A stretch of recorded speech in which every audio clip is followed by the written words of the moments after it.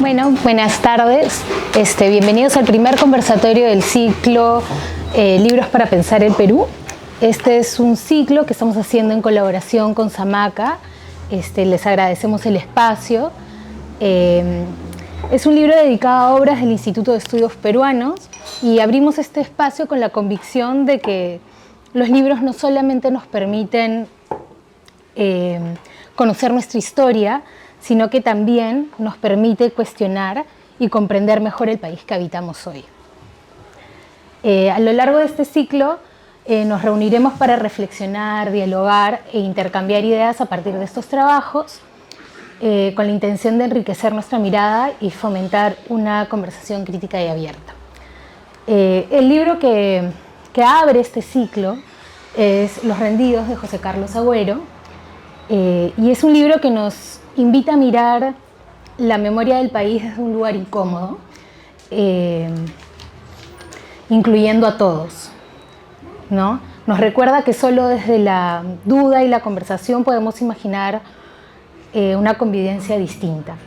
Y este libro ha sido publicado nuevamente después de 10 años y incluye en esta nueva edición el prólogo Nada que perdonar, que trae esta reflexión al presente en un contexto donde la violencia se normaliza y el perdón se vuelve cada vez más difícil. En la mesa hoy tenemos a José Carlos Agüero, el autor del libro. Él es historiador, es escritor, es investigador de la memoria y la historia reciente, es magíster por la Universidad Nacional Mayor de San Marcos y ganador del Premio Nacional de Literatura 2018. Tenemos a Jacqueline Fox, periodista, docente e investigadora, también es autora e integró el programa Plaza Boica junto a José Carlos Agüero. También tenemos a Richard Parra, es escritor y docente, ganador del Premio Nacional de Literatura 2021 y del Premio Copé de Ensayo. Dicta escritura creativa en la PUC y prepara la novela Perros del Diablo, que pronto saldrá. También tenemos presente aquí a Victoria Guerrero, es escritora y docente, es ganadora del Premio Nacional de Literatura 2020. Así que les pedimos un aplauso para todos y sin más, para iniciar. Gracias a todos, gracias a la invitación de José Carlos que ha permitido volver a leer este libro y creo que es muy importante esta relectura de un texto que surgió en un contexto específico y que hoy nos vuelve a plantear cosas del presente que han cambiado muchísimo, ¿no? Y más la situación en la que vivimos ahora. Yo he escrito un texto que voy a leer y lleva por título Los rendidos, una voz ilegítima. Los rendidos está escrito en primera persona. Se enuncia a sí mismo como un texto no ficcional, de tal manera que lo que discurre en la textualidad tiene un sentido de verdad que coincide con experiencias en la vida del autor, su familia y otros testimonios cercanos. Una memoria personal de la guerra, una memoria doméstica. El libro está dividido en 67 fragmentos que se organizan en 6 partes: estigma, culpa, ancestros, cómplices, las víctimas y los rendidos. Cada sección se abre con una cita. Recorren el libro Blanca Varela, Octavio Paz o Juan Gelman, solo para nombrar a los poetas citados, lo cual revela las inclinaciones literarias del autor y también una forma de sostenerse en este mundo marcado por la violencia. Hago estas precisiones porque quiero ahondar en las características de un texto que se mueve entre el ensayo reflexivo y la autobiografía. Un texto que está en los bordes, o ya de plano los transgrede, de lo que suele o solía publicar el IEP. Una suerte de testimonio de parte, escrito desde la duda. Por eso el texto está cargado de sospechas sobre conceptos que forman parte del campo de los derechos humanos, como víctima, memoria, perdón o duelo. El yo mismo se considera una voz ilegítima, pero que se va legitimando a medida que escribe. Sin duda, lo más importante de la publicación de este libro cuya primera edición fue el 2015, es el relato familiar. Ser hijo de 2 militantes de Sendero Luminoso y que además fueron asesinados extrajudicialmente. El padre en el motín del Frontón, en el año 86, como sabemos, mientras que el cuerpo de la madre fue encontrado en una playa de Chorrillos en el año 92. La pregunta que surge a continuación es, ¿qué sucede cuando alguien decide hablar de lo innombrable? ¿Qué sucede cuando el que habla se considera a sí mismo una voz ilegítima? Revelar el secreto de ser hijo de militantes de Sendero Luminoso lo puso en esa posición en un contexto donde ese otro del conflicto armado, el terrorista, es estigmatizado aún después de haber cumplido carcelería o de haber muerto. Por eso, Los Rendidos complejiza el lugar de enunciación del sujeto, hijo de senderista sí, pero también historiador, también poeta, también acompañante de víctimas de sus propios padres. En las entrevistas a José Carlos, en aquella época, siempre me preguntaba qué seducía a los periodistas. Muchos de ellos ni siquiera diríamos que eran progresistas. Se observa en ellos, o sea, he vuelto a ver algunas entrevistas de esa época, se observa en ellos cierta curiosidad, también respeto, quizá hasta morbo. Me doy cuenta que estuvimos ante un acontecimiento, el acontecimiento del diálogo. No por nada, en ese mismo momento, se publicó el libro de Lurgio Gavilán, Memorias de un soldado desconocido, y más adelante el libro de Dinic Asensios sobre las motivaciones de los jóvenes para ingresar a Sendero. Sí, por una vez se dejó hablar al monstruo, pero había una condición. El monstruo podía hablar, pero a condición de hacer pública su rendición, pedir perdón. Sospecho que eso no debe haberles gustado mucho a los miembros de SL en la cárcel o a los agrupados en Movadef, más inclinados a la dicotomía categórica. También tuvo sus críticos desde el lado de la izquierda, porque finalmente pocos salían bien parados de este libro. El monstruo. Cuando se habla desde el monstruo, o el sujeto confronta directamente o pide permiso. José Carlos Agüero decidió hablar desde la rendición. Se desarma para poder decir, para presentar la mejor versión del monstruo, su lado inteligible. Desarmarse significa hacernos parte de su vida doméstica, la vida íntima de la guerra y su cotidiano, relatos de vergüenza, hablar del estigma de ser hijo de miembros de Sendero Luminoso. La sociedad se ha encargado de recordárselo a cada momento. Durante la guerra, por protección y terminado el enfrentamiento, por descrédito. Por eso el yo se distancia de sus padres en tanto sujetos radicalizados políticamente, pero no en tanto sujetos de afecto. La sociedad ha insistido en censurar esos afectos, no está permitido hacerlos públicos. Creo que esa es una de las razones por las cuales el texto va y vuelve, se fragmenta y se carga de imágenes poéticas. Apaga los incendios de los punitivistas, pero punza a las ONG y hace crítica de las narrativas de hijos que justifican el rol de sus padres en el conflicto. Cuestiona, pero también comprende. El libro muestra su incomodidad y nos incomoda. Es un narrador cuya escritura nace de una inadecuación. Sus padres le dieron, a él y a sus hermanos, las herramientas para sobrevivir en este mundo, pero también le transmitieron la vergüenza y la culpa por lo que hicieron. ¿Tienen derecho al duelo los que estuvieron del otro lado? ¿Tienen derecho a llorar? De hecho, 3 años después de la publicación de este libro, se demolió el 2018 el llamado Mausoleo de Sendero. Los muertos enterrados en el Mausoleo de Comas no encajan con el modelo de la víctima inocente y despolitizada como sujeto de los derechos humanos que tanto critica este libro. Pero hago la salvedad. Lo critica, pero también entiende su construcción. Escribe Agüero, y cito, «Los hijos de terroristas no tienen derecho a grandes manifestaciones de duelo.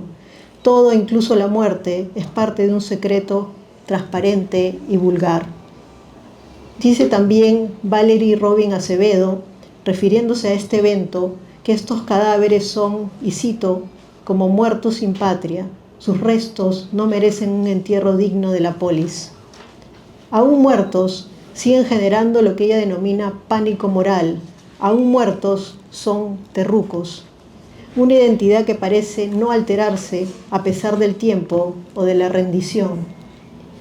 Más aún, este término ha venido ganando espacio como chivo expiatorio sobre aquellos que el poder considera enemigos políticos y sociales.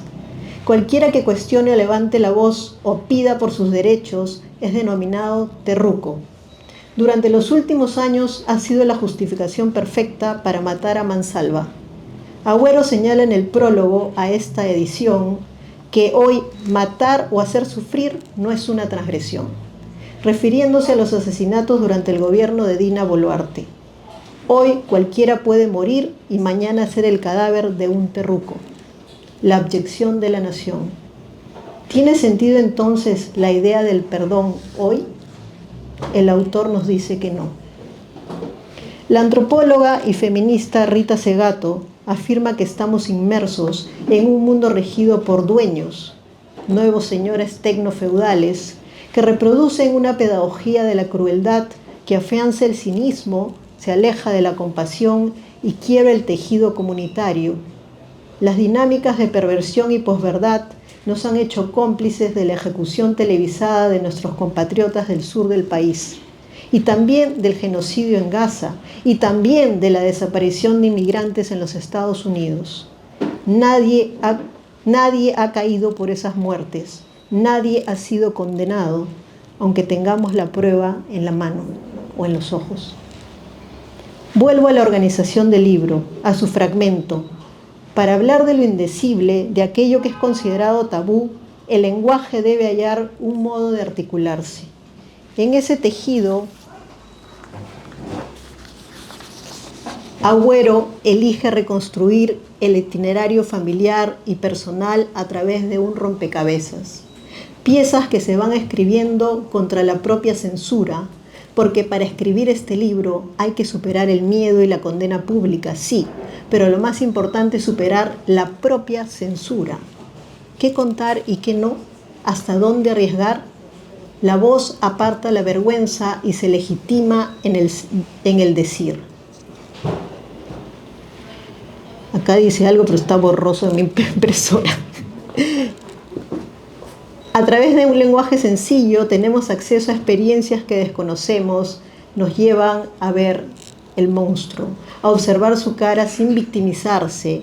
En aquellas entrevistas se hablaba mucho de la vida política, o sea, me refiero a las entrevistas de 2015-2016, de la vida política de sus padres, pero pocas veces de la pobreza, de la precariedad material.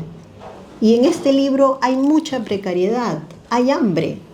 Esa precariedad se sostiene con el afecto y la ideología. Sin romantizar, hay algo allí que no ha sido explorado. Finalmente, quizá la mayor transgresión de este libro sea sostener que los enemigos se tocan. Escribe en el poemario Enemigo, y cito y termino con esto: mi enemigo es idéntico a mí. Se me parece tanto que creo que es una broma, me repite como si tuviera otra vez la edad de ayer. Mi enemigo es como yo, pero con algo menos de soledad. Agüero sugiere que hay que ser compasivo con aquel que respondió a su circunstancia, a una orden, a una necesidad. Puede que no estemos de acuerdo, yo misma no lo estoy en muchas afirmaciones, pero la conversación sigue abierta. Gracias.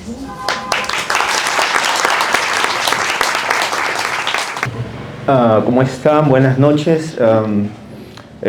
Bueno, yo no he preparado un texto, tengo una serie de notas. Voy a tratar de mantenerme un poco pegado, digamos, a mi tema central, que es un poco enlaza con lo último que trató Victoria, que es sobre el lenguaje, ¿no? Y yo, bueno, ya los argumentos principales del libro creo que Victoria los ha, digamos, sintetizado. Pero a mí, en esta lectura, digamos, nueva del libro, Advertí algo que en la vez anterior no capté todavía. Y es que cuando empieza el libro, uno de sus intereses es mientras escribe, mientras, digamos, procesa todos los materiales que tiene, durísimos, también está contando la historia de su propia escritura. Eso es clave, creo que para leerlo otra vez, porque desde el inicio está buscando ¿no? ¿Cómo hablar del terror, ¿no? Cómo hablar del trauma, de la violencia, ¿no? Eso plantea otras dos preguntas, ¿no? Bueno, una pregunta ética, si quieren política, pero también una pregunta sobre la ética de la escritura, ¿no? Victoria ya habló que al final hay como un acercamiento poético del libro, creo que eso voy a volver al final, ¿no? Hay una dirección, digamos, desde un debate, porque el texto empieza a decir que surge de la discusión, del blog, de la discusión con otros otras tesis en reuniones, ¿no? Digamos, de fragmentos, ¿no? De una experiencia, digamos, colectiva, empieza a surgir este texto y sus preguntas, ¿no? Y empieza también a definir cómo lo va a escribir, ¿no? Pienso que desde el origen el texto no es como el texto de un iluminado, ¿no? Que ya tiene seguro todo, ¿no? Sino que el texto se define por su cuestionamiento sistemático, ¿no? En eso me hace acordar no sé, tal vez la comparación es infeliz, ¿no? Pero un poco a Descartes, ¿no? Todo el tiempo está cuestionando cada categoría que se pone delante, ¿no? Y creo que el texto empieza a definir, primero, hablando al mismo tiempo de su lugar de enunciación, ¿no? Entonces dice que está escribiendo desde el estigma, ¿no? Desde la calificación negativa del que no puede hablar, del que no tiene derecho a hablar, ¿no? Y el texto empieza a decir, ya no vamos a hablar sobre los mitos de la guerra, tampoco vamos a caer en los nuevos mitos de esto de idealizar al senderista, de verlo como una suerte de personaje que se entrega a causas mayores, libertarias, ¿no? Sino tratar de crear, dice el texto literalmente, un lenguaje endeble, ¿no? Un lenguaje que esté contra ese lenguaje de la seguridad, ese lenguaje dialéctico, ese lenguaje ideológico, ¿no? Un lenguaje que dice, esto es cita, ¿no? Que puede ser, no es un lenguaje afirmativo, ¿no? Policial, ¿no? Y que es un lenguaje que se tiene que aceptar, dice, sin coartadas, ¿no? Entonces, desde aquí ya vemos un movimiento. El texto empieza a contar su drama, pero también empieza a contar su lucha por una forma. Eso me lleva a pensar en escritores clásicos peruanos que también tratan el tema de la violencia. Digamos, Garcilaso es uno clásico. Para escribir sus comentarios reales, él está buscando una nueva forma que se distinga de los cronistas anteriores coloniales. Arguedas también menciona eso, ¿no? Para escribir sobre el problema colonial que él todavía ve en los Andes, también está buscando, hay una lucha por el lenguaje que se ve en todos sus libros. Digamos, es un movimiento que se ha dado en distintos momentos históricos, ¿no? Allí el texto, digamos, al mismo tiempo es innovador, pero al mismo tiempo dialoga con una tradición. De repente, consciente o inconscientemente, eso no lo sé, pues, no viene un poco comentar eso aquí. Hay otro movimiento, digamos, que este lenguaje endeble tiene dos preguntas, ¿no? Primero, ¿de quién vamos a hablar? Y ahí es donde el texto habla de las víctimas correctas y las víctimas incorrectas, ¿no? Entonces solamente se ha privilegiado a ciertas víctimas correctas, y también menciona de que hay un movimiento, si quieren, que utiliza, digamos, cierto arte por la memoria, si quieren, cierto arte posmoderno por la memoria, que utiliza eso y lo, digamos, vacía de sentido, y el enunciador, en este caso, porque también es como un texto ensayístico y un testimonio, ¿no? Agüero dice que hay que escribir, que lo que distingue su escritura sería escribir desde la compasión, no desde, desde el, digamos, el fetichismo, desde el oportunismo político, ¿no? Sino de una compasión contra con esos materiales de los que va a tratar, ¿no?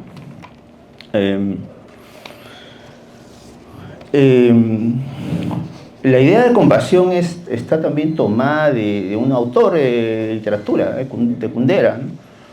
Y la se describe en el libro como compartir compasión, vean, compasión, el sufrimiento del otro, ¿no? Con compromiso, ¿no? Con lo que al final el texto dice hay que abrirse, ¿no? Hay que entregarse sin esperar que algo luego suceda, ¿no?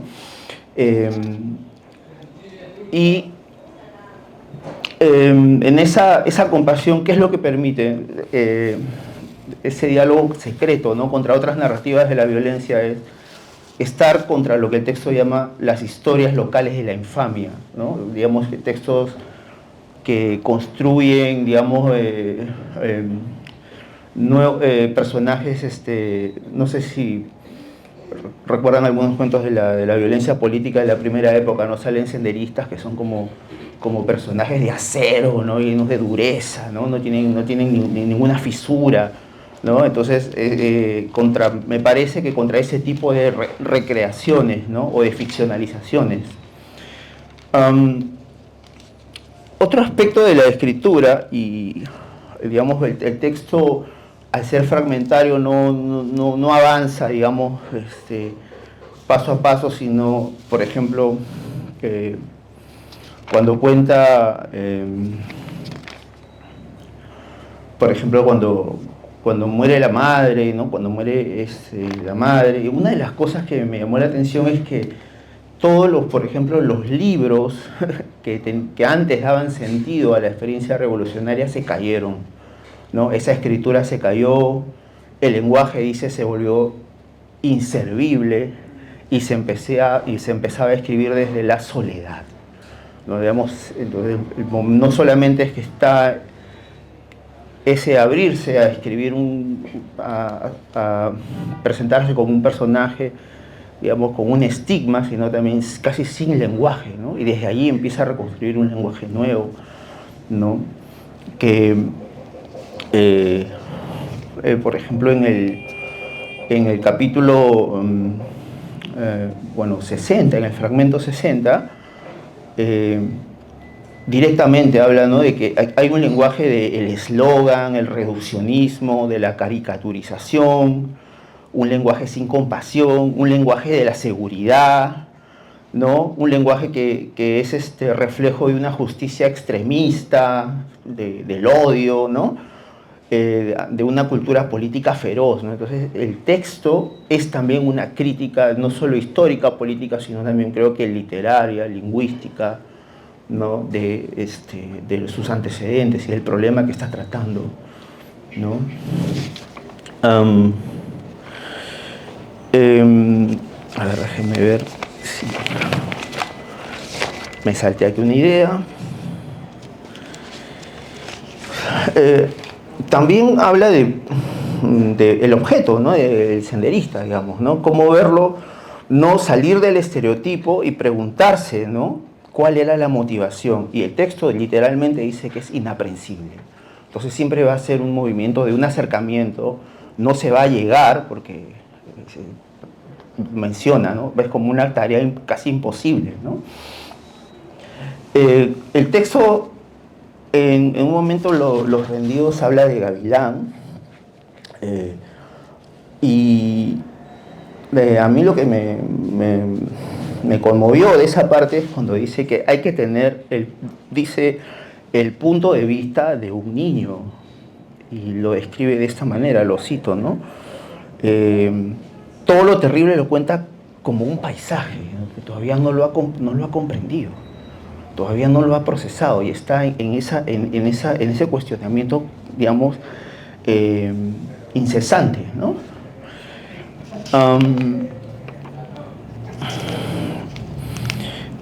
Entonces, un poco, digamos, mi descripción del texto acá ha sido como negativo, ¿no? No quiere ser dialéctico el texto, no quiere ser reduccionista, no quiere ser mitificador, ¿no? Entonces, ¿qué cosa quiere ser, no? Bueno, una de las cosas que hace el texto es acercarse, ¿no?, a la literatura, a la poesía, a la imaginación, ¿no? Por medio de esta ética, no sé, política, el perdón, primero hay que ser víctima, ¿no?, para perdonar y luego para rendirse, casi como el texto dice, hay que estar preparados para rendirse varias veces, solo al final a eso se llega, pero también al mismo tiempo se ha creado un lenguaje que lo permite, ¿no?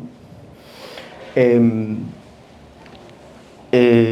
el fragmento 61, ¿no?, habla de los políticos, ¿no?, de Fujimori, etcétera. ¿Qué hacemos con él? ¿Lo perdonamos? ¿No lo perdonamos? Habla de García, perdió su alma, ¿no?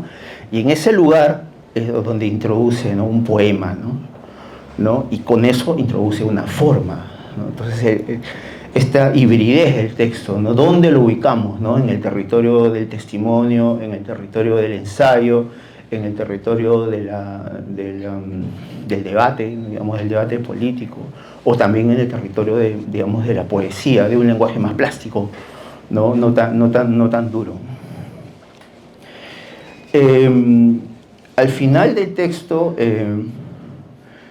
no diría que es trágico, es un final bastante poético porque hay un retorno, el enunciador vuelve a la casa de los padres, lo único que queda, una pequeña casa con el hermano, ¿no? Y dice, esta casa me habita, digamos, otra vez retorna a como lo primario, y sin embargo, en ese retorno, unas líneas antes, como una suerte de ética de la escritura, dice, no encuentro palabras, ¿no? Todavía en todo este viaje, en todo este probar, avanzar, retroceder, insiste en que no hay un lenguaje, que este horror, esta violencia, este trauma, este dolor y esta rabia, todo esto es irrepresentable hasta cierto punto, y vamos por tal vez caer en una trampa, ¿no? Cuando pensamos que, ¿no?, de cuando en cuando sale, ¿no?, la última novela del conflicto armado, acá está, ¿no?, acá está todo, ¿no?, en la novela se representa todo lo que pasó. Bueno, eso es como una trampa, ¿no?, una trampa ideológica, y el texto es muy consciente de eso y a cada momento lo actualiza y lo subraya, ¿no? Bueno, creo que esas serían mis notas, y disculpen un poco la desarticulación, pero creo que el argumento era centrarme en esto, luego poder añadir algo más. Gracias. Gracias por invitarme a comentar este texto. Yo no he tenido una segunda lectura sosegada de este libro, hubiera querido tenerla. Mi lectura ha estado muy atravesada por los hechos de la última semana. Leí la introducción, la nueva introducción de este libro en enero, digamos, pero he vuelto a leer el libro esta semana cuando han estado ocurriendo, por ejemplo, hechos de violencia como el de Colcabamba, y también las noticias que estigmatizan a los congresistas electos de Juntos por el Perú, y hay mucha estigmatización de violencia, de comunista, de terruqueo, etc. Entonces, mi lectura, digamos que no se ha detenido tanto en lo literario como mis colegas, cuyas lecturas envidio, ¿no? Yo lo otro que estoy pensando al escucharlos es que el libro tiene varias maneras de ingreso, ¿no? Uno lo puede ver como un ensayo político o puede ser esa fusión de géneros a la que ya José Carlos nos tiene acostumbrados o acostumbradas, ¿no? Coincido en que gran parte del texto es acerca de qué pasa con las palabras en situaciones límite, por decirlo de alguna manera. José Carlos es una de las personas que posiblemente ha conversado con más actores del periodo de la violencia, ¿no? Pero además de todos los ámbitos que uno se puede imaginar, ¿no? No solamente los predominantemente aludidos aquí, que son los vencidos, sino también militares, policías, víctimas civiles, etc. Y me parece muy interesante, me parecen interesantes algunos diálogos que él recoge de sus conversaciones con, por ejemplo, con hijos o con personas que estuvieron encarceladas, en las que él intenta escuchar y de pronto, medio sin querer, termina haciendo juicios de valor y sus interlocutores se incomodan, ¿no? Se incomodan, lo rechazan, le cierran la puerta, qué sé yo. Y me parece en general un texto importante acerca de lo que pasa con las palabras, no solamente de lo que pasa con las palabras en un libro, sino lo que pasa con las palabras cuando estamos frente a otra persona tocando asuntos delicados, complejos, que nos atraviesan, etc., ¿no? También quería destacar, así como lo ha hecho Richard, este señalamiento o este apunte o esta reflexión acerca de cuán simple es acercarnos a las víctimas correctas, ¿no? Yo soy periodista, digamos, hace como 25 años publico noticias sobre derechos humanos. Y claro, siempre es bien conveniente acercarse a las víctimas civiles, a las víctimas quechohablantes, a las mujeres, a las viudas. Todo eso es bien fácil y una queda bien, ¿no? Pero al releer este texto, yo he recordado varias situaciones, pocas, pero las he tenido, varias situaciones en las que he coincidido, he estado en el mismo lugar que alguien que perteneció a Sendero Luminoso o que es hijo, no él, otros hijos, que no tienen una posición muy clara acerca de los delitos que cometieron sus familiares. Y es incómodo estar, ¿no? O sea, no sale naturalmente la escucha y la compasión. Claro, uno quisiera, ¿no? Pero no necesariamente sale. Y entonces, mientras he estado leyendo este libro, posiblemente todos podemos hacer ese ejercicio de qué nos pasa cuando hemos estado frente a estas situaciones, ¿no? Puede ser que personalmente o no personalmente, cuando los vemos en algún video, en alguna noticia, etcétera, ¿no? No es espontánea la compasión hacia las víctimas incorrectas, y esto me parece una anotación, un señalamiento importante. La otra cuestión que quería destacar es acerca de la densidad de... Bueno, ya han pasado décadas respecto de este periodo de violencia en las que los líderes de opinión, los medios de comunicación y quienes están en el poder han establecido una manera de referirse a ese periodo, a los perpetradores, que es una palabra que no le gusta mucho a José Carlos en el libro, la señala por lo menos, y la versión de los rendidos es casi inexistente o es constantemente cuestionada, enlodada, ensuciada, o no es muy eficiente, por decirlo de alguna manera, en poder flotar en la esfera pública.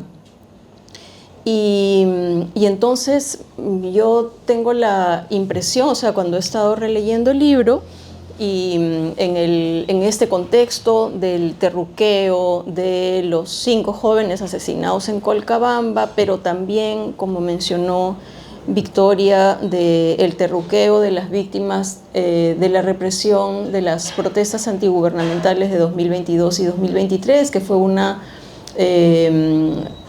estigmatización que vino desde Boluarte, como dice el prólogo, pero en la que también participaron las fuerzas del orden, participó la Cancillería, participaron casi todos los medios de comunicación de Lima, más todos los abogados Truquini, como les dice Rosa María Palacios, que son los abogados cercanos a quienes han tenido poderes de decisión o que están investigados por graves violaciones a los derechos humanos, etcétera, poderes de decisión en los gobiernos durante los 20 años de violencia.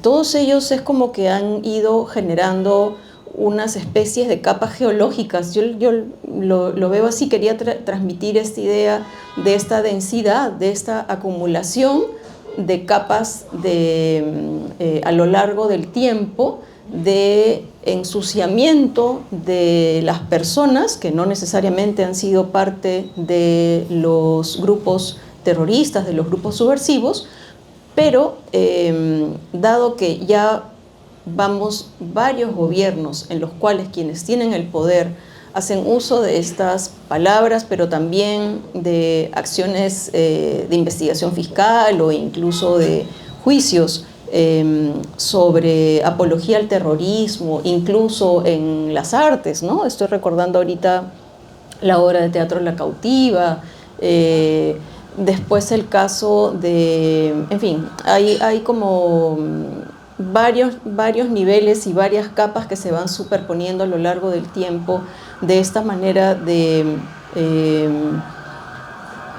ensuciar, desprestigiar y desacreditar y casi como cancelar a las personas que son opositoras en cada momento, debido a esta historia de los años en que Sendero Luminoso estuvo activo y cometió tantos delitos y tantos crímenes con tanta crueldad, que también son mencionados aquí.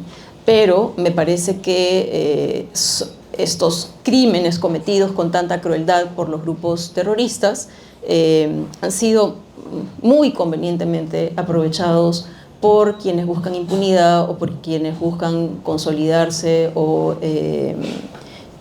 entornillarse de alguna manera en el poder. Entonces, yo traje, por ejemplo, el sábado yo leí yo no suelo comprar Perú 21, pero el sábado leí como diciendo otra vez, o sea, estamos en 2021 otra vez. Aquí dice, esta es la página 2, ¿no? Futuros diputados, entre viejos rostros y el fundador del Movadef. Entonces, otra vez estamos en 2021, porque digamos, hay mucha habilidad por parte de las fuerzas del orden, pero también en los medios de comunicación, por parte también de algunos operadores que están a medio camino entre lo legal, la gestión de crisis y el poder político, que utilizan de manera muy efectiva los mensajes que generan miedo y que además evocan una violencia terrible que es parte de nuestra historia contemporánea. Y lo que quería comentar respecto de eso es algo relacionado con el nuevo prólogo, porque el libro no es necesariamente, ¿cómo decirlo? El libro no es necesariamente para hacer de cuenta que no hay nada por hacer en este nuevo mundo en el que a nadie le interesa el perdón, en el que la impunidad es premiada, en el que la violencia es premiada.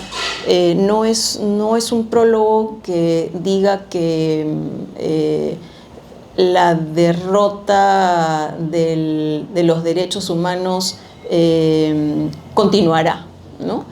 Al final, en 4 líneas, él plantea un programa de libertad para esta época, ¿no? Frente a este escenario en el que no importan las Naciones Unidas, no importa la Corte Penal Internacional, en que le quitan la tarjeta de crédito a la relatora de Naciones Unidas sobre Gaza.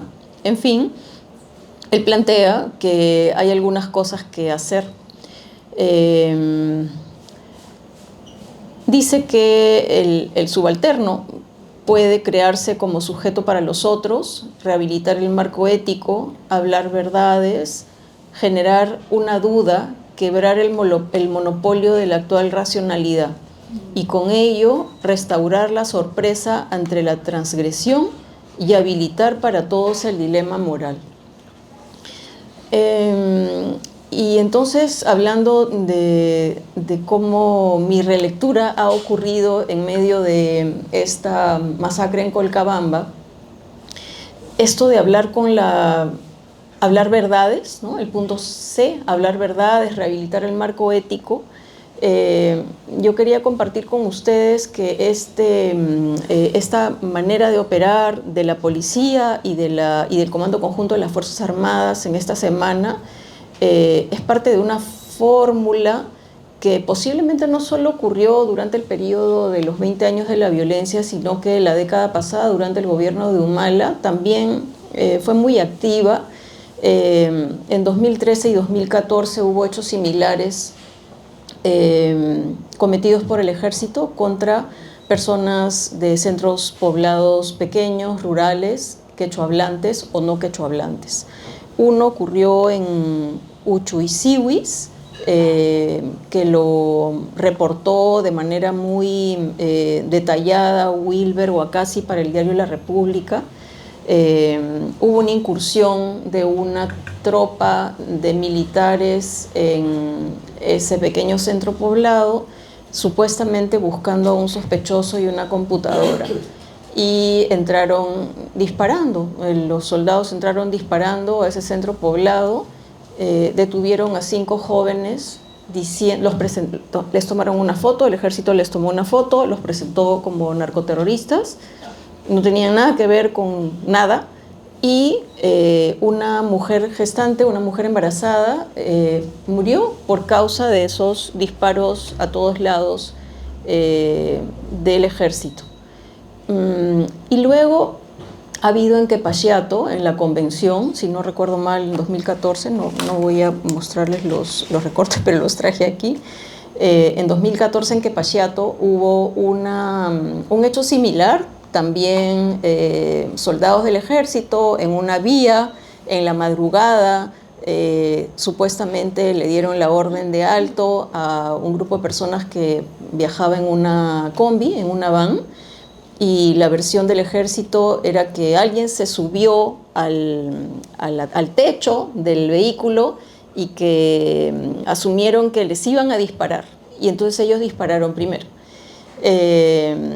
Y eran varias personas, eran pasajeros, ¿no? No había droga, así como esta vez no había ni droga ni armas, y resultaron heridos, que fueron, felizmente esa vez no murió nadie, y hubo muchos testigos de lo que ocurrió y pudieron contar que simplemente fueron atacados, pero las primeras versiones de la policía y del ejército era que se trataba de supuestos narcoterroristas, así como hicieron esta semana con los jóvenes de Colcabamba. Y de eso posiblemente hay más casos que se quedan en los medios locales. Vi en alguna de las noticias de estos días que en febrero, en esa misma zona donde atacaron a estos jóvenes esta semana, el sábado, la madrugada del sábado, hubo un intento similar de militares también de detener a algunas personas en una vía, pero la población reaccionó y retuvo a unos militares que quisieron hacer lo mismo que hicieron este sábado, ¿no? Y digamos que se les malogró entre comillas, operativo, porque la población reaccionó. Al ver hoy día, y con esto voy cerrando, al ver hoy día una especie de marcha que ha habido de parte de ciudadanos y ciudadanas de Colcabamba que han ido al lugar donde ocurrieron los hechos, en un lugar que se llama Puente Mellizo, han ido con carteles exigiendo justicia, pero no con una actitud como la que hemos visto normalmente de llanto. El llanto lo hemos visto en los funerales, pero esa especie de caminata hacia la zona donde ocurrieron los hechos era una marcha con mucha determinación de exigencia de justicia y con carteles con frases poco comunes. Por ejemplo, la ley sin justicia es una herida sin cura. No eran las típicas frases que normalmente escuchamos cuando ocurren estos hechos. Y a pesar de que han pasado 5 días desde que ocurrieron los hechos y la zona no estuvo resguardada, no estuvo acordonada, y posiblemente en estos 5 días ya la han contaminado con restos de droga o con casquillos de bala, porque a nadie se le ocurrió vigilarla. Yo veía en esa determinación de buscar justicia y de buscar la verdad y de tratar de difundir la verdad, difundir la versión de ellas, de ellos, veía algo de este programa de libertad que plantea, que propone José Carlos en el nuevo prólogo. Entonces, les recomiendo la nueva edición. Muchas gracias.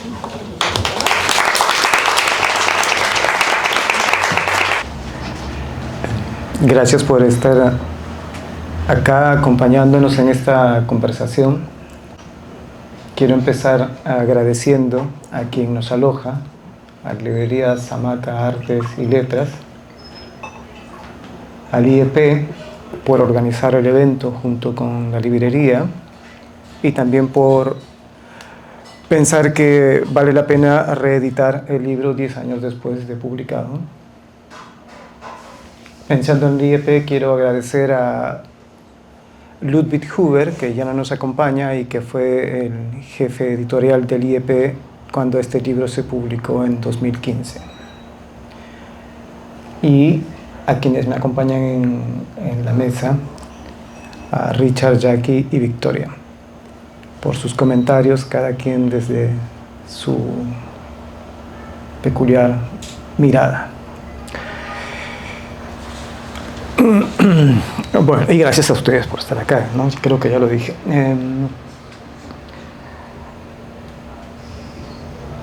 Igual mi idea era no hablar mucho, porque ya teníamos a 3 importantes comentaristas, así que será una breve alocución. Y luego pueden preguntar, hacer comentarios un ratito más. Sí.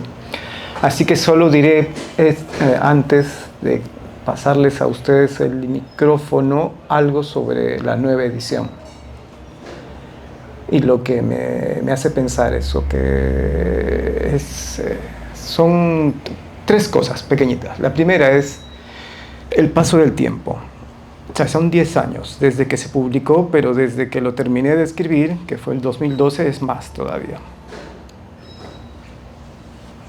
La primera versión del borrador la compartí en el 2013 en el grupo Memoria del IEP, justamente. Y de ahí pasó todavía un poco de tiempo hasta que se publicó. Y desde entonces, pues ha pasado mucho, y acá algo se ha comentado. Hubo un momento en el que parecía hacer sentido el compartir este tipo de artefactos, digamos. No solo yo, sino creo que era un sentimiento en mucha gente, desde la literatura, las ciencias sociales también, los estudios de memoria, el arte.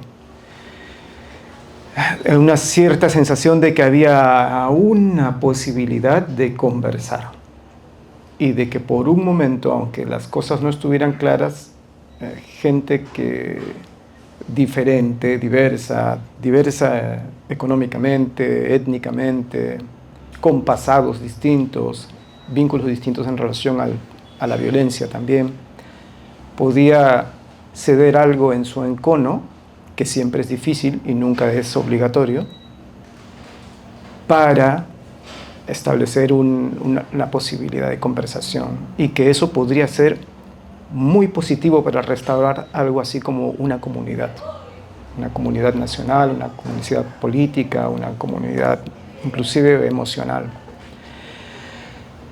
Pero no pasó, y eso también es cierto, no pasó.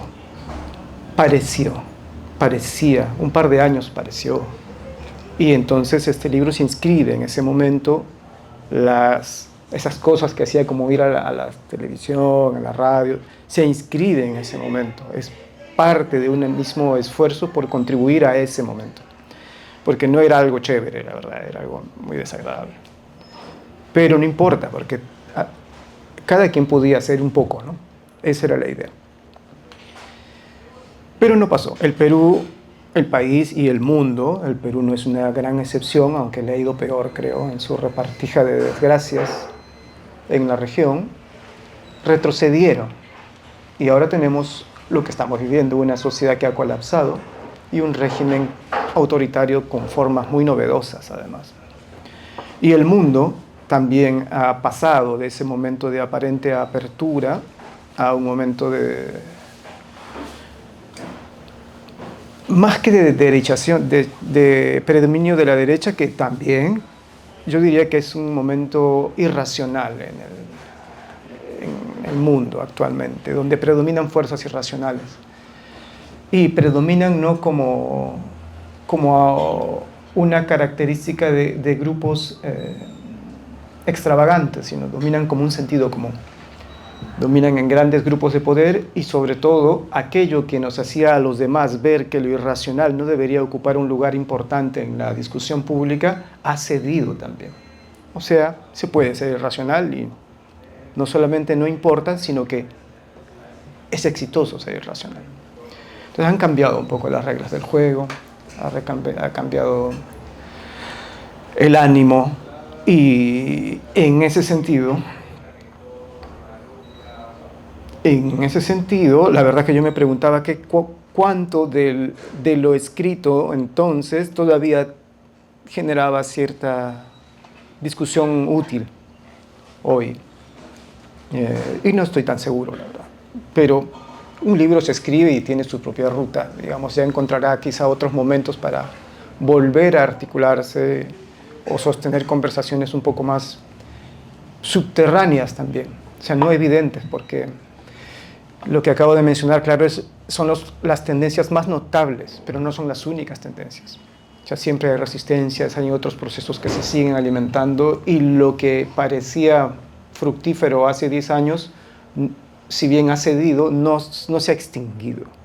Está allí, solo que no tiene la misma fuerza, tiene su canal, supongo, para seguir adelante. Así que eso. Lo segundo que quería mencionar tiene que ver sobre el agotamiento del lenguaje también. Como mencionó Richard también, y han mencionado en realidad nuestras 3 comentaristas,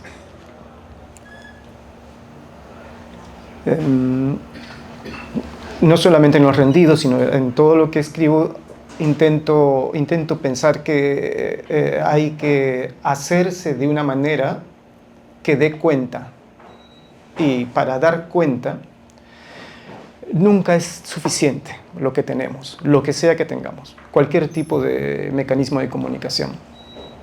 Pero en esa tensión puede ser que nos salga de vez en cuando bien, que haya efectos positivos, ¿no? Sí, encuentros interesantes. Y sobre todo en el libro que publiqué después, que se llama Persona, y en Sombriti también, que es otro que publiqué unos años después, una de las cosas que estuve usando es la idea del montaje, digamos. Ahora lo puedo decir así como en retrospectiva, no era que lo tuviera claro, simplemente sucedía, pero ahora me parece que eso es como fácil de explicar así. Más que organizar de manera lógica y racional, de manera descendente un argumento, prefería, ante la dificultad de encarar la realidad, que se me aparecía como muy complicada y muy intensa, asumir que todo lo que nos rodea, incluido nosotros mismos, somos archivos diferentes y por lo tanto podemos organizarlos, componerlos, es más que escribirlos, agarrar y componerlos y entregarlos a la gente para que con eso pueda compartir una determinada composición, un montaje X, que nos permita ir compartiendo significados sobre los procesos históricos y la realidad social, sobre todo vinculada a la violencia del mundo, y la capacidad nuestra de pensar de manera, de hacer culturas con respecto de esa violencia. Y en estos pequeños libros yo pensaba que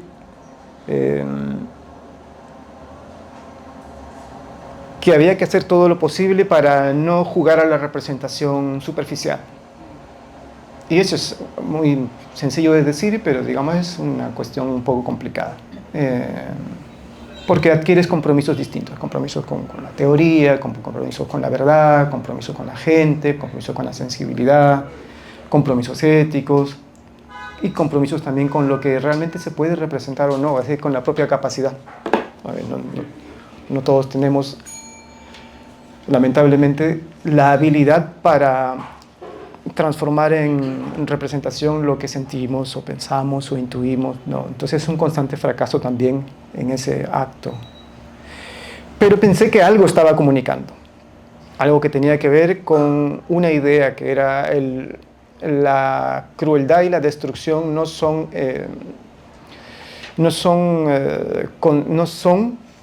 excepcionales en el mundo moderno contemporáneo, sino que son permanencias, son elementos sustanciales de la modernidad, que tampoco es una idea muy novedosa, digamos. Pero lo que quería decir era, por lo tanto, debemos dejar de intentar representarla como si fueran siempre accidentes y sorpresas. El mundo es cruel. Por lo tanto, trabajemos sobre la destrucción y la imposibilidad de estar tan seguros de la representación de la destrucción, como si no nos involucrara y no supiéramos que la gente va a durar poco. O sea, la gente en el mundo dura poco. Entonces, hasta ahí era como mi reflexión y estaba, la verdad, un poco satisfecho con lo que había hecho. Pero, como pasó el tiempo otra vez,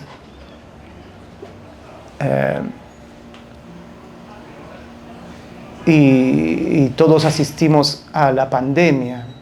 La pandemia me ha marcado mucho, la verdad, no académicamente, sino vivencialmente. Ver tanta miseria, ¿no? La miseria en el sentido existencial, ¿no? Tanto asfixiarse en el Perú y en el planeta, es como que de pronto, aunque sabes que es todo mentira, o hay una parte muy ficcional en nuestra convivencia, no esperas que se caiga así tanto, ver como el rostro de la cosa en sí así tan vulgarmente, ¿no? Saber que sabemos, porque ya está pues en los clásicos hasta del marxismo, que somos mercancía, pero no creemos que pueda ser tan así, porque por algo hemos construido también colectivamente la democracia. O sea, ambas cosas son ciertas. La democracia no es solo un embuste, no es un embuste, es una construcción penosa que hemos construido todos juntos, creo yo. Pero resulta que hay circunstancias en las cuales nada queda. Queda el balón de gas, que no hay, y se mueren millones, no 5, sino millones. Entonces es demasiada verdad. Y luego, a continuación, el genocidio en Gaza. Y el genocidio, bueno, podríamos estar hablando demasiado sobre el genocidio en Gaza, pero yo quiero concluir mi participación con esta imagen. Y es que yo había estado haciendo unas elaboraciones, ahora me doy cuenta de la vulgaridad, ¿no? Pero este trabajo con la fragmentación, el archivo, el cuerpo, el resto, la cosita que queda, el significado que puede surgir, por lo menos para conversar a partir del polvo y los huesitos, ¿no? Que eran todas cosas verdaderas, ¿eh? Son cosas que yo he ido conversando con tanta gente, ustedes lo saben. Y intentaban hacer lo mejor, eso era, yo sentía que ahí me sentía bien, yo intentaba lo mejor posible que yo pudiera para que lo que me estuvieran contando tuviera sentido. No dar 1000 detalles, ni nombres, ni nada, porque tampoco tengo derecho, pero sí que eso que me querían transmitir, los demás pudieran transmitirlo. Cuando una señora me mostraba los huesitos de su deudo en una bolsita, yo quería que eso, la intuición y el significado de lo que me estaba transmitiendo, los demás lo pudieran sentir, y quería cumplir con ese encargo, digamos. Ya. Y así fui componiendo estas cosas en la última década. Y más o menos como que a uno le da eso de estar satisfecho, ¿no? Consigo mismo. Pero igual que ustedes, he visto ese ejercicio que parece artístico, ¿no? Que parece una operación cultural. La he visto en vivo y en directo tantas veces en Gaza, como operación no cultural, sino como operación de aniquilamiento, que no sé qué pensar sobre eso. O sea, solo sé que inclusive la operación esa que estábamos intentando, no solo yo, sino seguramente mucha gente en el mundo, es como, no tiene ninguna radicalidad. O sea, no tiene ninguna radicalidad. Yo estaba... es que tengo un montón de cosas archivadas, pensando, voy a pensar sobre esto, voy a escribir sobre esto. Pero no vale ni la pena, porque no hay nada más que decir. Había un señor que tenía en sus manos una mano, ¿no? La mano de su hija, ¿no? Que es seca, y iba explicando que esto era su hija y que esto era lo que quedaba de su hija. ¿Qué más hay que decir? ¿Qué operación cultural tendremos que hacer con eso? Nada. Esa realidad está en su potencia y en su miseria, está aniquilando, creo yo, o es una manera de interpretarlo, igual no hay que compartirlo, digo, pero está eliminando la cultura. No nos necesita ya, no necesita de nuestros juegos, ¿no? Otro señor estuvo escarbando, ¿no? Esto lo vi más o menos recientemente, escarbando y escarbando y escarbando y escarbando, porque estaba seguro de que ahí abajo de lo que nosotros diríamos nada, estaba su familia. Y sí, fue sacando un poco a poco a su familia y al final encontró pedacitos, ¿no? De un montón. Y fue juntando y al final mostró a las cámaras, digamos, bueno, a gente que graba con su celular, ¿no? A su familia, ¿no? Estaba toda su familia en una extensión limitada de espacio, digamos. Pedacitos de familia. Pero arena. Bueno, eso es lo que quería decir, ¿no? Como para poner las cosas en contexto.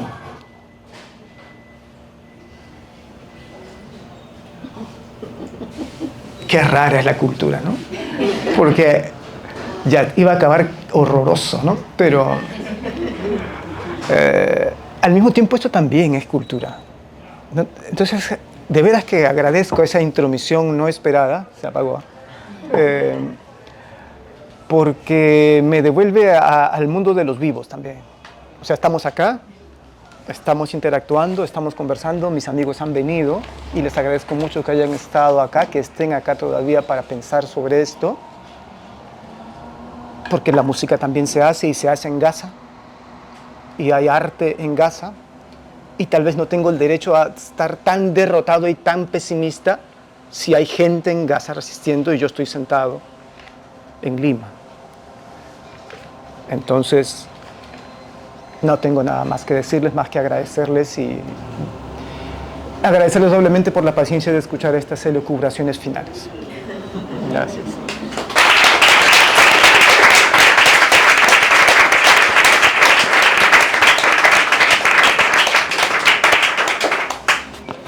Muchas gracias a todos. Ahora vamos a pasar a comentarios, preguntas que tengan, así que podemos ir levantando la mano. Yo tengo dos preguntas para José Carlos. Buenas noches y muchas gracias. En el capítulo 4 se titula Cómplices, tú escribes: había escrito ya casi todos estos pequeños relatos cuando leí a Nungio Gavilán. Y la primera pregunta tiene que ver con esto. Empezaste el primer pequeño relato y te diste cuenta que estabas escribiendo algo mayor. ¿Y en qué momento decidiste parar? ¿Cuánto tiempo pasó desde que empezaste hasta que terminaste estos pequeños relatos que forman parte de los relatos? Y la segunda pregunta es, en el punto 14 tú dices: las palabras insisten todo el tiempo. Terroristas, crímenes, asesinos, lo peor que le ha pasado al país en toda su historia.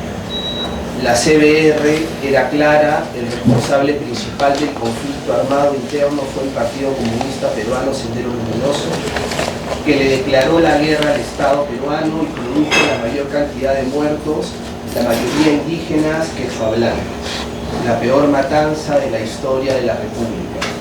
Yo siempre me pregunté, ¿por qué elegiste los rendidos y no los vencidos?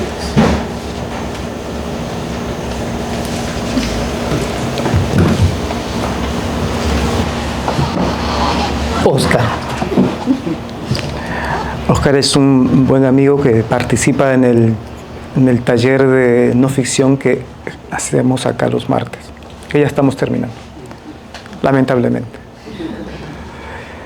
Gracias. No tenía un propósito claro de escritura al inicio, la verdad. Estaba escribiendo cosas, acumulando cosas, archivos. De hecho, como menciono allí,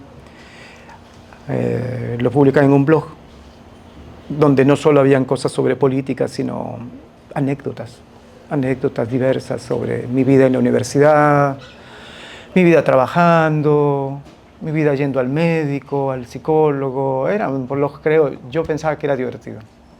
O sea, nadie lo leía, ¿no? Pero a mí me parecía que era divertido en esa época cuando se escribían blogs. Y cuando pensé que todas estas cosas podían tener una articulación fue poco a poco. No estoy muy seguro de cómo es que empiezo a organizarlos, pero sí sé claramente cuándo me empiezo a apurar, o sea, cuando tengo cierta urgencia. Y es cuando me tomo mucho más en serio el trabajo que estaba haciendo sobre memoria histórica con mis colegas. Empiezo a escribir más artículos y sentía que había en mí un archivo que valía la pena. Entonces dije, bueno, vamos a empezar a pensar sobre toda esta producción de otra forma. Y luego, cuando organizamos el grupo Memoria, con un montón de amigos queridos y queridas, yo ya tenía un material. Entonces lo fui trabajando más rápido porque quería y no quería compartirlo con ellos. Sentía que podía valer la pena compartirlo, pero me daba miedo compartirlo. Pero también sentía que era un poco injusto para la discusión que nosotros mismos estábamos promoviendo, que intuyendo que tenía un material que valía la pena, porque era diferente, no lo pusiera a disposición de los demás. Eso fue lo que me llevó a acelerar la escritura. La segunda pregunta era... ¿Por qué los rendidos? ¿Por qué los rendidos? No los vencidos. Sí, porque no es una visión de los vencidos. Justamente. Hay mucha literatura sobre la visión de los vencidos, digamos, y no solamente de las violencias contemporáneas, sino, digamos, de muy antiguo. Y suelen ser interesantes, pero suelen ser también documentos de parte. Es decir, un grupo o quienes se sienten vinculados a un grupo armado que ha sido derrotado en algún universo histórico, piensa que tiene que contar su parte de la historia que ha sido soslayada por el ganador. Digamos, es lo que da sentido a la versión de los vencidos en general. Y no estoy en contra de que eso haya. O sea, está bien que si Sendero Luminoso se considera vencido, que haga su versión de parte. está muy bien, o el MRTA o quien sea. Eso no solamente no estaría mal, sino creo que sería positivo, digamos, porque podríamos interactuar con ese documento o esos documentos que se produjeran. Pero eso no era mi interés. Yo no me considero un vencido, para empezar.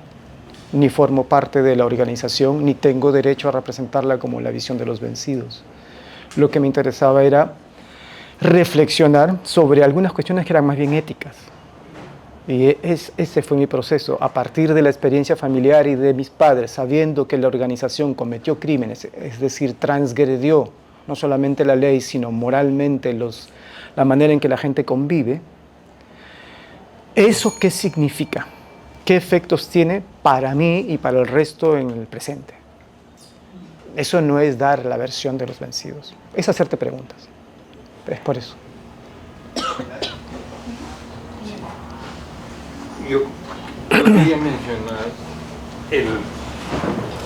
esto que en el libro aparece muchas veces, esta posición de los organismos de derechos humanos de marginar a cualquier vínculo de persona que ha tenido o pudo tener con Sendero, que muchas veces era solo algo que no fue probado, excluirlo de ser atendido por ese tipo de organización. Ese miedo a no ser acusado de cooperar con terrorismo, ¿no? Esa situación, creo yo, porque aludiendo a lo que dice Jacqueline, de que si volvemos al 2021, y es el hecho, por ejemplo, cuando 2022, así no hace poco, cuando ocurre lo de Ayacucho, un grupo de Movadef es metido preso, no sabemos por qué hasta ahora, ¿no? Por si acaso hicieran algo en el futuro, pero lo que llama la atención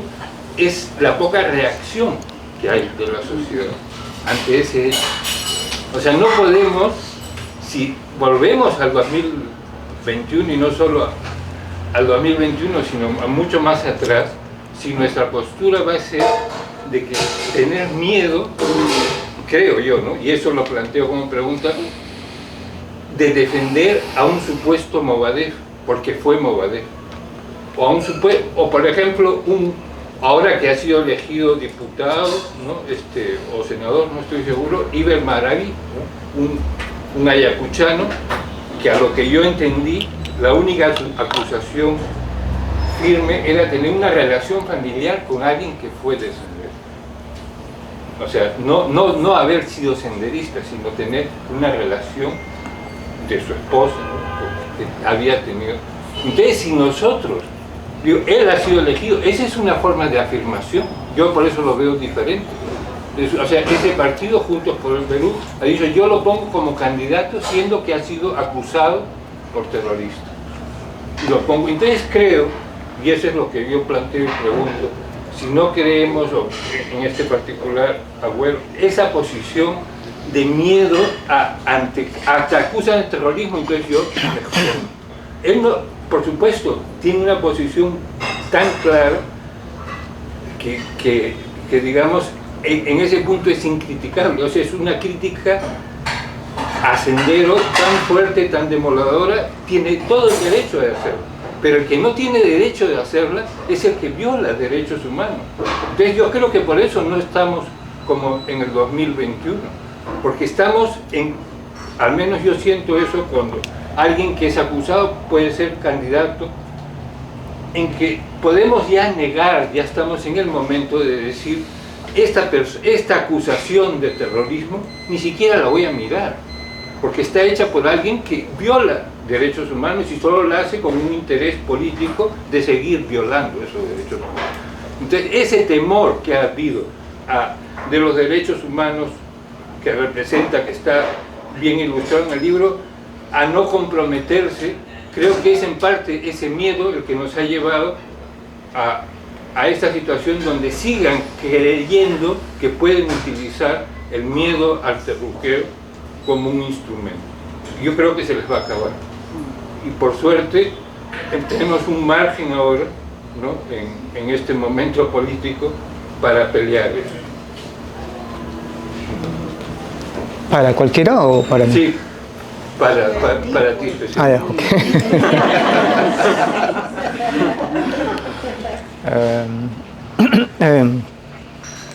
Claro, en el libro yo muy abusivamente describo algo así como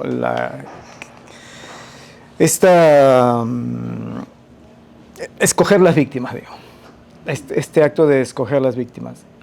Y que sí, que sigo pensando que ese escoger las víctimas es muy pernicioso porque carcome la solidaridad y carcome cosas como bien esenciales de si vamos a creer que la democracia es un ideal que vale la pena, pues elimina como el sentido de la igualdad. Y la igualdad es bien importante, ¿no? Ok, ya, pero esa es una cosa, ¿no? Sí creo que es un poco, vale la pena pensar en el tema. O sea, no solo condenarlo,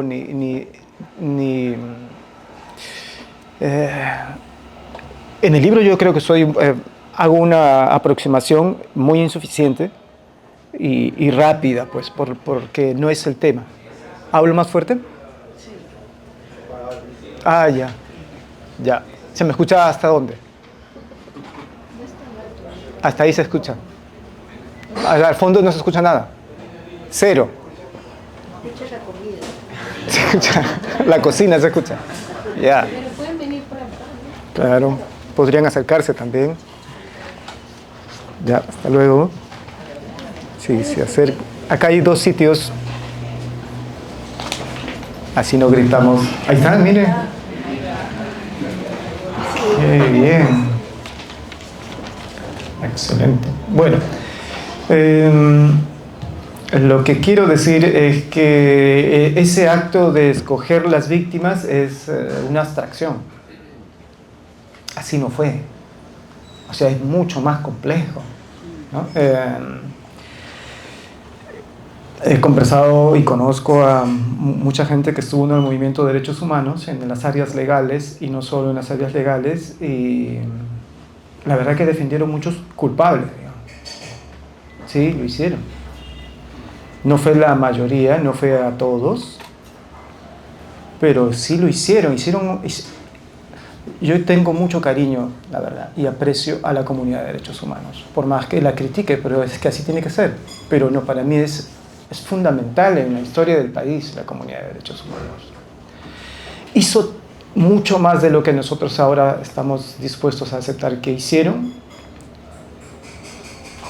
y en ese hacer tuvieron que tomar decisiones súper difíciles, hiper complicadas, como por ejemplo algo así como escoger víctimas. Pero no fue un acto de desprecio, no fue, por lo menos yo de lo que conozco no lo fue. Fue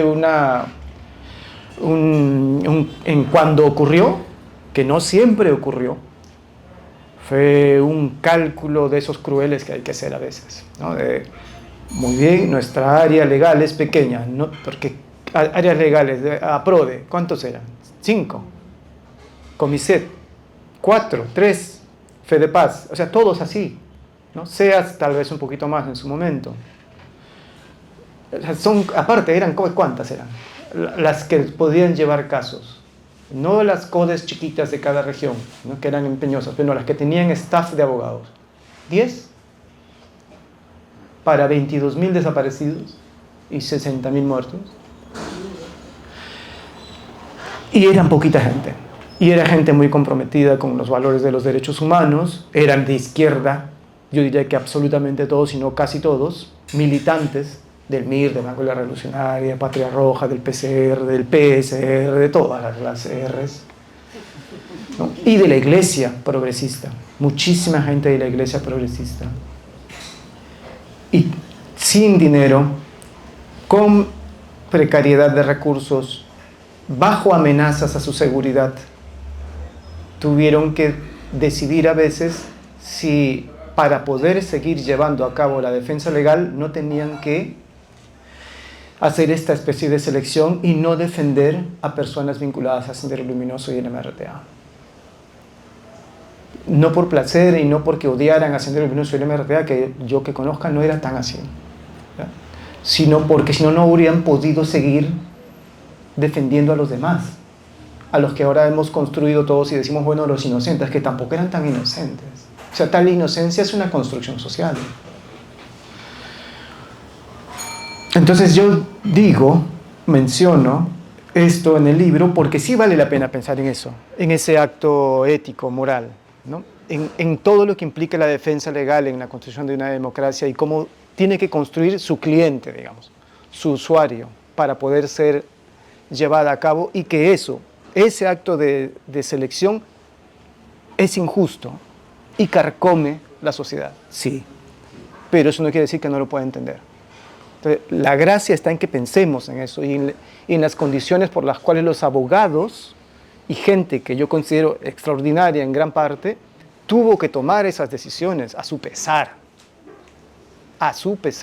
y es tan a su pesar que muchas veces no la tomaron. O sea, que defendieron culpables, y eso yo lo sé. No es que yo lo esté inventando ni que sea una imaginación mía. ¿Y por qué no lo dicen? Es otra historia. ¿Por qué no se comunica? Porque hoy, como bien se ha mencionado acá, sigue existiendo una enorme coerción respecto de la libertad de ejercer la acción de defensa. No, pues vas a andar defendiendo a quien no lo merece y está construido como un enemigo o como un terrorista. Hay gente también, hay abogados que decidieron, y también hay que pensar en esa dimensión, decidieron que era su libertad decidir no defender gente que había optado por la violencia. Yo puedo estar de acuerdo o no, pero en ese caso, donde no está estos elementos que mencioné antes, no son los más importantes, es importante el acto de libertad de esos abogados, que también conozco. Ellos dijeron, ellos no era que tuvieran miedo, o que hubieran hecho este cálculo, sino dijeron, no, yo a ellos sí no los voy a defender. Que consigan sus abogados, que tienen sus abogados democráticos, o que se las agencien, así como se las agenciaron para hacer la guerra, que se las agencien para la defensa legal. Yo voy a defender a quienes no cometieron actos de violencia. Puedo no estar de acuerdo, pero ¿sabes? Hay una parte de su razonamiento que es correcto. O sea, tiene derecho a escoger el abogado. Y la ONG también tiene derecho a escoger. Quizá lo mejor hubiera sido que eso fuera parte de una discusión pública y que no solo sea un acto de ocultamiento, de temor, de construcción de un temor colectivo. Finalmente, alguna de las cosas que menciono en el libro, de construcción de grandes campos de estigmatización. Pero sí creo que la libertad es importante y también la libertad de defensa. Pero claro que es obvio que es principalmente importante el derecho a la defensa y no la libertad de defensa. Y en esa colisión, sí, pues todavía tenemos mucho que seguir conversando. Sí, pero mucho que seguir conversando. Ojalá alguien o mucha gente que estuviera trabajando en antropología institucional o antropología social o historiografía contemporánea, ¿no?, trabajara, por ejemplo, sobre el movimiento de derechos humanos. Que hay un par de trabajos que son muy limitados, muy limitados. Hay una larga historia que se puede contar ahí, la historia de las iglesias, de las pastorales, de las vicarías y la historia de la defensa legal. Es una historia riquísima. Es una historia que empieza antes de los 80s, con CONADE, que empieza el 79, y que sigue hasta hoy, porque si bien no vamos a ver 50 abogados detrás de los casos más complicados, siempre hay uno.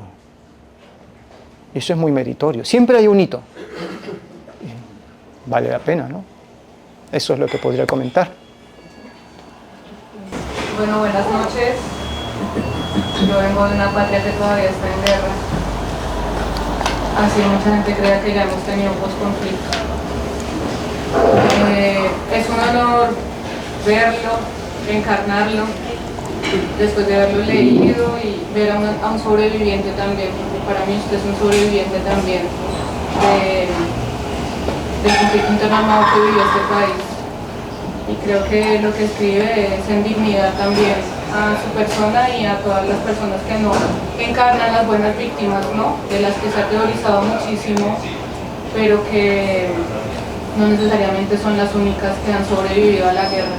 Entonces, primero, pues muchas gracias por su libro, y creo que escribir en primera persona desde su lugar es un acto de valentía y también es un acto de valentía para los académicos y los periodistas de Perú.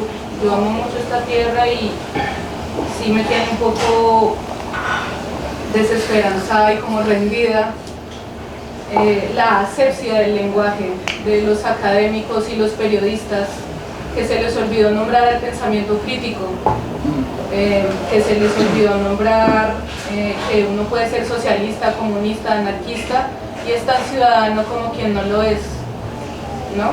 Entonces, y verbalizaron una palabra espantosa como es terrorismo y la han reproducido tanto que la gente no habla de guerrilla, ni de policía, ni de militares, sino de terruqueo, un verbo que me parece espantoso como extranjera y como sobreviviente de persecución política en mi país, un verbo que creo que en algún momento la sociedad peruana debería eliminar, porque siento que también agencia o engendra mucho del racismo que todavía se vive hoy, ¿no? Y del perfilamiento racial hacia las personas que piensan diferente, que no necesariamente son o gozan de la blanquitud.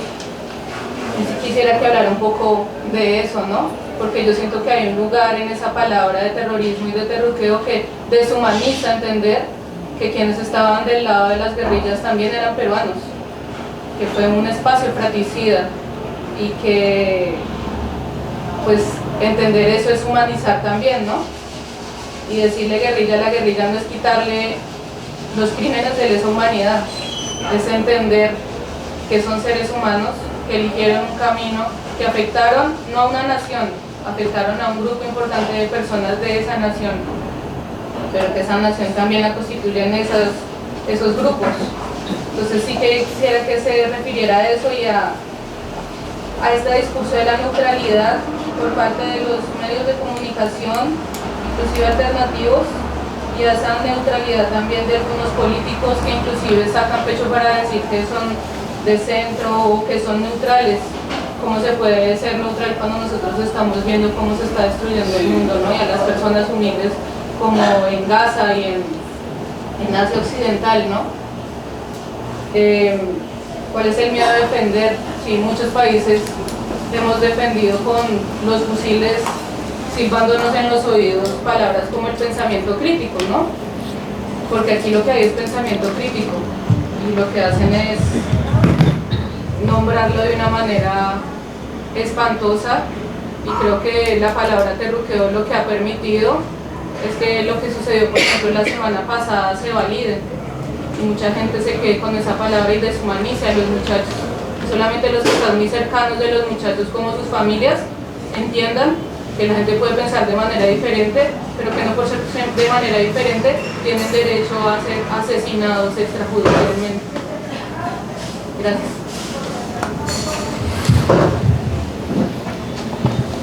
Un minuto. Perfecto. Sí, bueno, es todo un tema, ¿no? Es un tema que no se puede abordar en un minuto,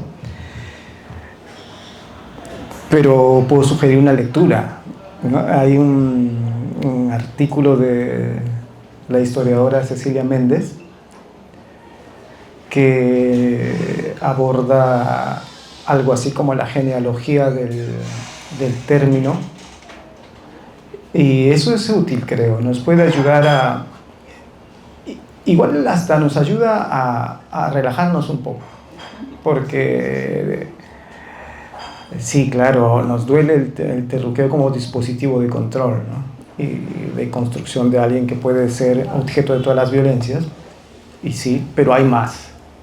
O sea, en primer lugar, creo hay más dispositivos. El terruqueo es uno y es muy funcional, funciona, si no, no se utilizaría. Pero hay muchos más que desde el poder se ponen en juego en las coyunturas críticas sobre todo, ¿no? Entonces, que ocupe su lugar y que no acabe por absorber toda nuestra imaginación. Tampoco, yo sugeriría en principio eso, no es todo. En todo caso, si vamos a pensar en cosas tan feas como la disciplina y el control y la vigilancia, no pensemos solamente en el terruqueo, que acaba llamándonos, ¿no? y pensando que solo eso es. Pero por otro lado también puede esto, verlo históricamente, nos ayuda a entender que es complejo también, que se transforma, que tiene dinámica, que tiene una historia, el uso, la palabra, el lenguaje, como parte además de normas que se van modificando, de tendencias, de sujetos históricos.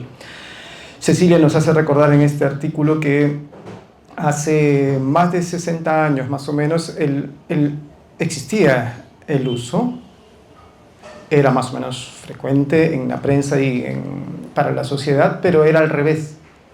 Era la sociedad civil la que acusaba de terrorismo a los estados y a los gobiernos. Y que esto viene desde más o menos desde la época del terror, digamos, francés. Entonces ahí ella hace un bonito trabajo de rastrear y de intentar entender cómo se invierte este proceso, cómo deja de ser un adjetivo, o a veces un sustantivo, a veces un verbo ahora, ¿no? Para criticar el poder abusivo, y cómo en la actualidad más bien se lo ha apropiado los grupos de poder para controlar a la sociedad. Pero en esto hay una dinámica. ¿Qué quiere decir? Que todo se mueve, ¿no? Como el lenguaje, que a veces encuentra rutas, también la actividad política y las maneras de resistir a esos intentos de disciplinamiento mental, pero que también lamentablemente son institucionales y penales. Eso podría decir. Y cumpliendo más o menos con el tiempo, les agradecemos mucho por su presencia.